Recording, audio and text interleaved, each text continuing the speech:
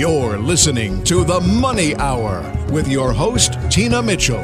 Sponsored by Absolute Mortgage, a division of Pinnacle Capital Mortgage Corporation. Now, in the studio, local mortgage and finance expert, Tina Mitchell.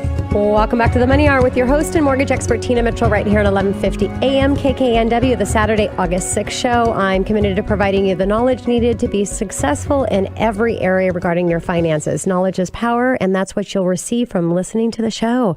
If you're hearing my show at a different time or day, you are listening to a rebroadcast. To talk with the guests that I have in studio, please call the show at 1-855-400-1150. Again, that's 1-855-400-1150 or online at themoneyhour.com. In studio right now, another first-time guest visiting with me is Sandi MacCalla with Etiquette for You. Sandi, thank you so much for joining me in studio today. Thank you. It's a delight to be here. And a little bit about Sandi. Sandi has over 45 years in the industry in business administration, real estate investments, transportation, air freight, trucking, and bulk commodities, adequate education, community associations, condo and detached home and large-scale master plan communities, and executive management. While her core skills and corporate leadership and operation process improvement, her passion to equip others with skills and resources to become high achievers in their chosen field. Sandi brings practical, sustainable knowledge to life skills, encourages others to grow and embrace change and success. Etiquette for You recognizes the need for and cultivates nimble business applications and accommodate a growing global influence and customized training for today's business needs. Resources available for customized requests and bring in the best information forth to meet trending interest and vision. Well, Sandi, I'm excited to bring this topic into studio because I never have before. And I've had the show for working into 7 years now. So, and it's interesting. Again, the show's all about money. How do we be successful in our personal and our professional life? And really, money is a big part of that. So how to save money and be strategic with it. And so for all of my professionals that are out there listening, I think this is key in any industry when you're working with consumers. And for people that are listening that are not in the professional arena, when you're trying to get a job, when you're interacting with other people and building friendships, etiquette is important. So that's why I'm really excited about the topic today. So Sandi, what really is etiquette and how important is it? Etiquette actually originated back in the time of Louis XIV, and the Gardens of Versailles was the initiating point of it. The gardeners had people trampling all over their work and their plantings, so they decided to start putting up these tickets that told people, don't walk on the grass or don't touch the posies, whatever. And the word etiquette actually is French for tickets, and that's where that word comes from.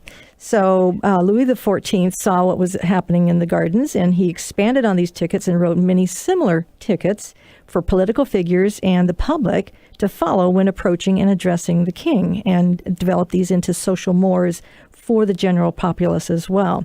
So Louis XIV's tickets actually promulgated some civility among the citizens of France and succeeded in bringing peace and order to the citizenship.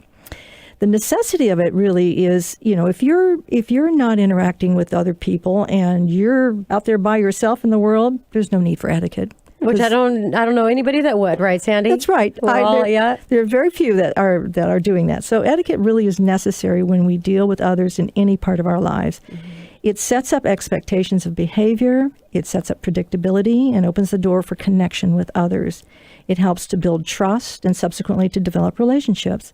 Humans are social beings, and so etiquette will always have a place in our daily lives to promote interactions and facilitate relationships. The more we understand this language of behavior, the more successful we'll be with others and will derive greater satisfaction in our relationships. Bottom line, etiquette makes us turn our focus from ourselves to others, and when in doubt, always consider how those around you want to be treated in order to befriend and interact with you. Makes sense. Love to get to the history behind that as well. So what if I have a listener out there that's asking, well, isn't etiquette a bit old-fashioned for today's world? Well, etiquette you would think that would be the case, but it really has changed and flexed with all of our social standards. It's actually been said that social etiquette was once more focused on chivalry and that business etiquette has its roots in military protocols. There are social standards today that most of us do without even thinking about the origin of the standard. For instance, the handshake. In earlier civilizations, people shook hands to show each other that they weren't carrying a weapon to threaten the other party. In Roman times, the forearm was actually employed in the handshake to make sure there was nothing up their sleeve to endanger the other person.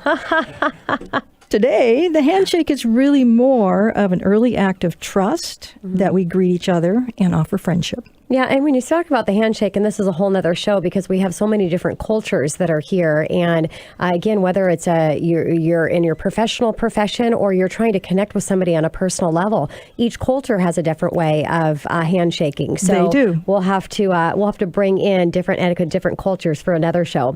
So Sandy, how does etiquette apply to the world of my show, The Money Hour? Yes.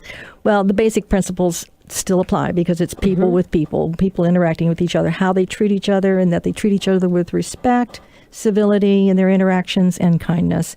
So there are many people and transactions involved in purchasing real estate, and especially in making the best decisions about that purchase. It requires expertise, wisdom, and cooperation on everyone's part. It's best to consider building a team of experts to guide the process and to pose the best options for the buyer and the seller to make decisions and to negotiate the exchange.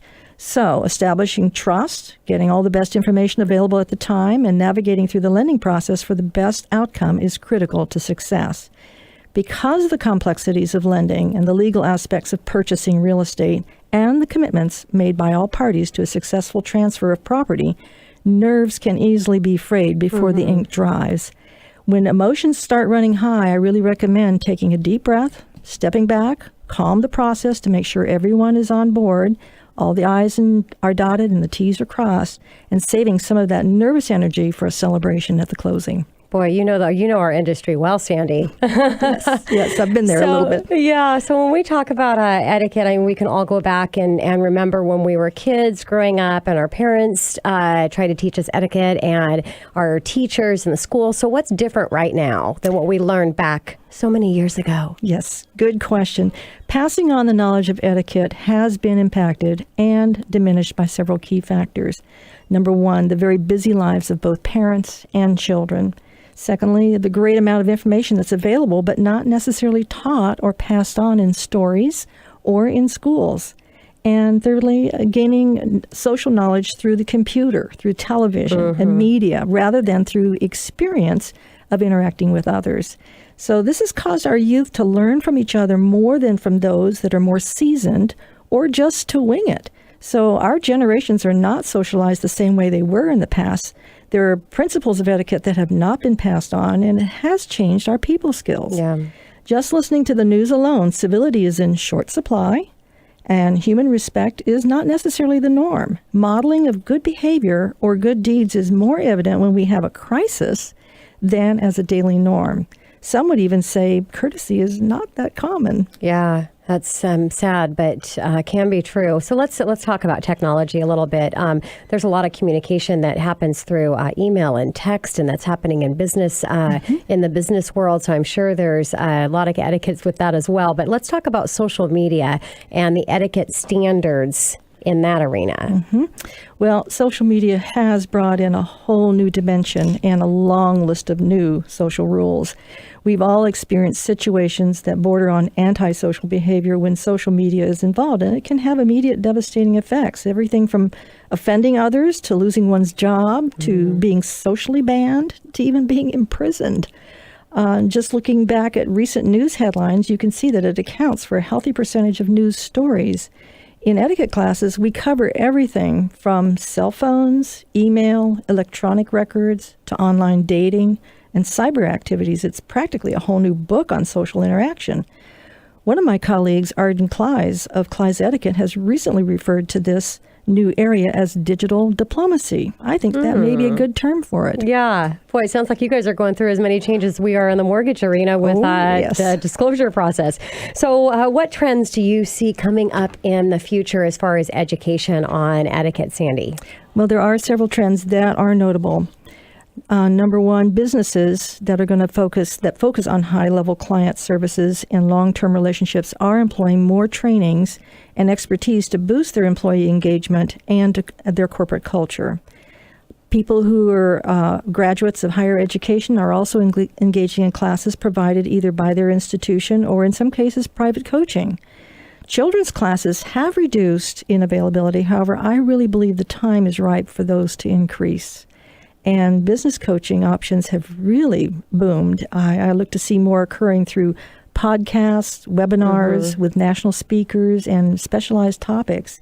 Etiquette is a huge area of information and trainings and increasing specialties such as social media, corporate culture, building relationships, and leadership.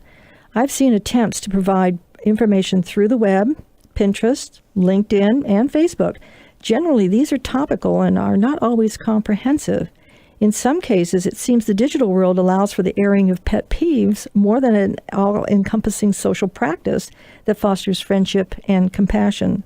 And I do appreciate that small faux pas can be deal breakers, but a balance needs to be struck so that everyone can be respected, honored, and valued for their contributions. Not that we will all agree. Disagreement, in my way of thinking, is the breeding ground of improvement and an attempt to be inclusive. Of course. So, Sandi, today, what key etiquette habits can business people focus on to improve their success? Well, I echo the key habits that are discussed in Thomas Corley's book, Change Your Habits, Change Your Life, which covers his 5-year study of self-made millionaires and their daily habits.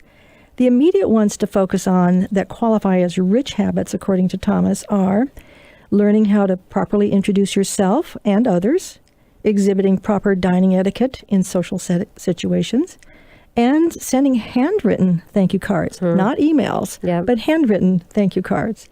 Becoming proficient and conquering these 3 provides good stepping stones to savvy professionalism and builds trust, not only for the clients, but for upper echelon and for individuals.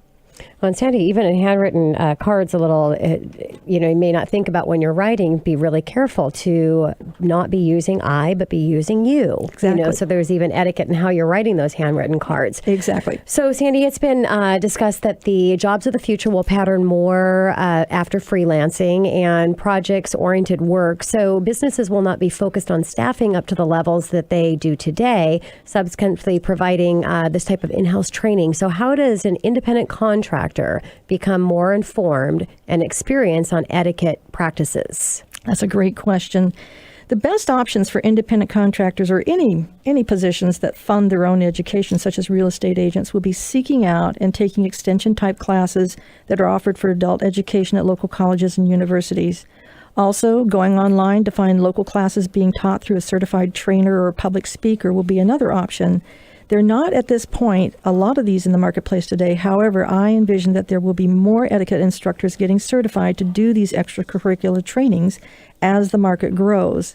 There is information on the internet about etiquette. However, I just don't see a lot of people pursuing that.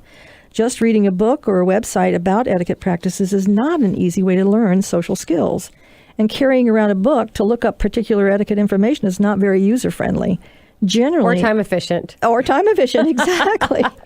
Generally, etiquette is best learned through hands-on and in a classroom setting or one-on-one. It seems to imprint the information better, and it helps the student become proficient quicker. So, Sandi, I got 1 minute to wrap up my time here with you. Can you talk about the risk of not knowing proper etiquette standards? Absolutely. Like all other education, the more informed one is, the greater the options are for personal success, monetarily, peer status, leadership potential, socially. At some point, lack of knowledge of etiquette will restrict personal growth and likely will limit getting what one wants in life. Etiquette is basic social skills. We humans are social creatures. It stands to reason that the more we know and are practiced, the greater our chances for personal satisfaction and fulfillment. Many great leaders have commented on the value of etiquette or manners. One of my favorite comes from Clarence Thomas, Associate Justice of the U.S. Supreme Court, and he said, "Good manners open doors the best education cannot." That's a clarifying thought, and I think he's right. Love it, Sandi. Thank you so much for joining me in studio and sharing a little bit on etiquette. Sandi, website that my listeners can go to. Yes, absolutely. www.etiquetteforyou.com. Wonderful. Thanks again, Sandy. Thank you. Coming up next in the Money Hour, discover your vision and your passion behind your work and your organization. Sally Fox with Engaging Presence right here at 11:50 a.m. KKNW after the short break.